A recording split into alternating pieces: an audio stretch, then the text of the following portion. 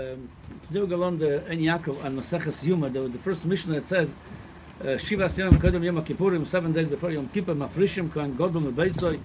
They would separate the Kohen Gadol from his home, the Lishkas Farhedrin, to a special chamber, special room in Beis Hamikdash. It's called Lishkas Farhedrin. We're going to see soon what's the word Farhedrin coming from. For all 7 days. Yeah, all 7 days he would live there. Also, they would prepare another Kohen and a standby Shema Yereba Psul in case it's going to become any Psul on a Kohen Gadol on the holy day of Yom Kippurim. We have another Kohen Gadol to do the job. Okay, so the Gemara later on in Daf Ches Amud Beis, the Gemara says Lishkas Farhedrin. What's the name Lishka, the chamber of Farhedrin? Where that's coming from? The Gemara says Tanya Rabbi Yehuda Lishkas Farhedrin. Also, the chamber, the room we went to, it's not called Lishkas Farhedrin, but Lishkas Balavoti. Also, there's a different name, Balavoti. All these names are coming from the Greek language. So Balavoti, meaning either a room of advisors or rich people. It's more Lashon Chashivas. It's a more important name. Farhedrin sounds like a clerk that being constantly replaced. The Gemara says, the Gemara answers, originally that chamber where they used to put the Kohen Gadol, separate him for 7 days in that chamber, in that room, it's called Lishkas Balavoti. But the reason they changed the name, the Kohanim of Bayis Sheni, we're going to learn about it in a minute, they used to buy the Kohuna with money. They used to pay money to become a Kohen Gadol. Machlivin also over here, not only the day would change, they would not make it through the year. Every Kohen Gadol new came to become a Kohen Gadol. That would be like his office. That's where he's preparing them for Yom Kippurim, and he would make a new construction of it to make it nicer than the previous year. That's why they give the name Farhedrin. Why? Farhedrin halolu shemachlivin loisam kol 12 chodesh. There's some people in a high position. They dare to stay on the job. They're high position people. You don't replace them. But Farhedrin clerks, every 12 months they could change them. The longevity of a clerk was 12 months. That's why they called this Lishka Farhedrin, because during Bayis Sheni there was a lot of change of Kohanim Gedolim. They didn't stay long on the job. Lishkas Farhedrin. Okay, so again, they're both, like I said, Balavoti or Farhedrin, they're both from a Greek language. One is in Lashon Chashivus, more important, like advisors or wealthy. One is more like from the word of clerk. So that's what they used to put the Kohen Gadol and Bayis Sheni, that they call them already Farhedrin, because that's what they were preparing for 7 days. Now, Omar Rabba Baba Chanam Rabbi Yochanan Ma'idich Siv. There's a pasuk in Mishnah, Yiras Hashem Toisif Yomim Ushnois Rishoim Tiktzorno. It says in the pasuk, if somebody has Yiras Hashem, it's going to increase your life. Ushnois Rishoim, but the years of the Rishoim, they will be shortened. So the Gemara goes, they're going to explain it. Just want to have a little bit of a side note over here. In the Gemara Yevamos, the Chachamim and Rabbi Akiva argue if there is such a thing that you could increase your life. So according to Chachamim, yes. According to the way they would explain the pasuk, Giras Hashem Toisif Yomim, meaning it could, even Hashem gave you originally, let's say, to live 90 years, through Yiras Shamayim, you could extend this maybe to more years than 90. But according to Rabbi Akiva, there's no way you could extend your life. All you could do, get what you deserve if you have Yiras Hashem. Toisim meaning they're going to give you what it's yours. Because if not, by the Rishonim, they don't even get with the tag they can with the years they can. They don't even have this full years because they shorten those years. Either way, according to Yiras Shamayim, it's a good recipe. It's a good recipe for longevity. The Gemara says like this: Yiras Hashem Toisif Yomim Zebai Migdash Rishon. It talks about the first base of Beis Hamikdash. Shomad Arba Mois Eser Shonim. The Beis Hamikdash Rishon was 410 years. In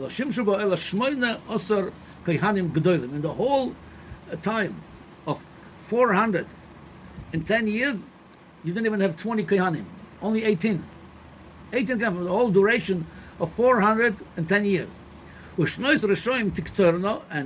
the years of the Rishoim, of the wicked, will be shortened. The Migdash Sheni, Shamad Arba Mois Vesrim Shono. The Migdash Sheni was 420 years. There were there Kohanim more than 300 Kohanim. As we're going to see, there was an average one Kohen per year. As we're going to see in the Sun how like this. Tzemahem arboim shana sheshim Shimon HaTzadik. From the 420 years, take off 40 years. Shimon HaTzadik, he was a Kohen. He was from the Tzadikim. He was there 40 years. Then he says, Tzemahem ushmoinim shana sheshim Yochanan Kohen Gadol. Another 80 years was a Kohen Gadol, Yochanan Kohen Gadol. That's already 120 years less than the 420. We're already holding by 300. Then the Eser Sheshimesh Yishmael ben Piyavi, and 10 years we're already holding by 130 years. Again, it was 4 years as Shimon HaTzadik, 8 years Yochanan Kohen Gadol, and then 10 years Rabbi Shmuel ben Piyavi. V'amrela Achad Esrei Sheshimesh Rabbi Lozer ben Charsom. So again, you're deducting whether 130 or 141. They didn't even make it through the year. So it comes out that those which were replacing, they were less one per year, less one per year. If they made it a year, it was already a long time. Oh. So like this. The Gemara says, well, why it was such a, they didn't make it a long, they didn't have a long life. That they made everybody was going after a year. They used to buy the kahuna with money. How did they buy it with money? The Gemara brings one example. Domar Rabbi Asel. Tarkava the dinre eilele Marta bas Baitus leyanai Malka. Marta bas Baitus was a famous woman. She was a very wealthy woman, and she was an almana for the second shidduch, second marriage. She married Yeshua ben Gamla, which was Rabbi Yeshua ben Gamla, was a big tzaddik. The Gemara Basra says he was a big tzaddik. And she then, since she was a wealthy woman, she bought the kahuna for her husband, Rabbi Shavan Gamla. So it says, was he a Kohen? Yeah, it was a Kohen. Yeah, obviously, otherwise it wouldn't be a Kohen Gadol. No, the Orwell Kehanim, but the Kohen Gadol, you don't become because you pay money for it. It's a Kohen Gadol, it's a holy man. You have to earn that with the avodah. I just didn't think Kohen married a A Kohen Hedyot could marry a Halmona. He was not a Kohen Gadol yet when he married her. A Kohen Gadol. Kohen can marry a Gerusha? Right, a Gerusha can marry. Halmona he could marry. Oh, so now it's like this. But before we go any further, it comes out they used to buy, the Kohanim used to buy the kahuna with money. They used to pay to the Romans, which is they were then in the or the Greeks, originally till the story of the Vais Sheni, till the story of Hanukkah, the Greeks were in power over there. And after they conquered the Greeks, that's the whole story of Hanukkah, and the Romans had more authority over there. So they used to buy the Kuna Gedola from the authorities. But this tzaddik, he wouldn't accept it. Oh, very good. So you have a kasha on Rabbi Sheva and Gamla. How come she bought it for him? You're right, it's a kasha. And Adrabah, the Gemara in Yevomis, the Gemara says on this, there was a kesher reshoim of here. Even so, he was a tzaddik, yeah. She bought, even though he was roy to be Kohen Gadol, but that should not come in such a way. But there's other Kohanim Gadol, he was roy to that, but it should not come in such a way. But you see over here, even in such a people, how much more the Anoshim Pshutim to buy. The question becomes now, what is the regular way to become a Kohen Gadol? What? What's the regular way to become a Kohen Gadol? Somebody is a Baal Avoida among the Kohanim, he's a Kohen Gadol. Kohanim is Bechlal, the more holiest than the regular people, the Oived Hashem and Beis HaMikdash. If he's a bigger Oived Hashem than all of them, they see he's a roy to be a Kohen Gadol, a leader of this holy tribe. Somebody among the Kohanim that is a more bigger Oived Hashem that would make him a Kohen Gadol. Anyway, so the question is like this. Few questions. If somebody is so corrupt that he's buying the Kahuna Gadol, which is something that should not be bought with money, if you're not a roy to it, if you're not fit for it, you should not be there. Okay, so they already bought it. Okay, why, if you already want to do something corrupt, why would you do it in Beis HaMikdash? It's the holiest place, and you want the holiest job. So if somebody, a politician, he buys with the money something, you understand he's a politician. He's not a holy mentor, he's not a holy leader. But this we're talking about in Beis HaMikdash, the holiest place. That's our central holy place for the whole nation, for the whole Bnei Israel. And we're talking about now a Kohen Gadol. He would be the person that does the avodah, especially in the holiest day Yom Kippur in Beis HaMikdash. So why would he want to get to such a level of kedusha in such a corrupt way? And the question even bigger. If we said there were changing over there less than one per year on average, 300 Kohanim were during that time of Bais Sheni. If you see your Kohen before you died, There's a reason. Okay, you could think one died. Okay, there's nothing to do with Samigdash. He died. He had never some sickness. But second, third, fourth, fifth, 10, every year somebody dying. Aren't you afraid to die? Why would you pay money to die? So the question is a big kasha. How come they did such a thing? All your friends, all your cousins, they die in the job. We say, I want to stay away. I want to leave. Who needs it? The Gemara even say the end of Brachas. There was a Maaseh with the Rabbi and Rabbi Yosef when there was an opening in Bavel for a position of Rosh Yeshiva. There's a Maaseh at the end of Brachas. So who should be the Rosh Yeshiva? They're both great scholars, Rabbi and Rabbi Yosef. And they sent a question to Eretz Yisrael. They told him Rabbi was more Oiker Horim, was more sharp in his learning. Rabbi Yosef was more knowledgeable. He had more information of Mishnayos. So they told him Sinai Odif, Oiker Horim. But Sinai means somebody knows, very knowledgeable, has a lot of information. He should be first. And Rabbi Yosef was supposed to get the job. Rabbi Yosef refused the job because he knew whoever going to get the job first. That he's not going to make too long over there. So he says he live longer and not get this job. So Rabbi Yosef choose longer life over some kind of authority. That would be a normal way of thinking. Live longer, but why you want to through getting such a job die in a young age? So that's the question. There's one possible answer we could give for it. The Gemara in Barachas, Daf Samach Aleph and Aleph, the Gemara has a machlokes between Rav and Shmuel. What the Yetzer Hara looks like? What the Yetzer Hara look like?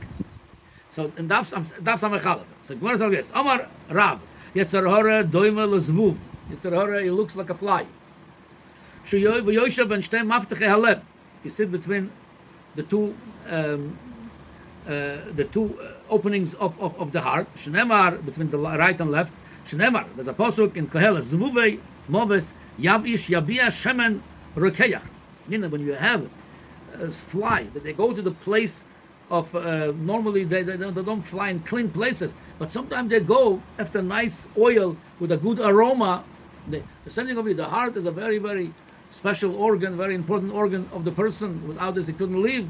But the zvuv fly go over there, something that's Yetzirah, it goes over there into your heart. So the Rav said that the Yetzirah, he compares it to a fly.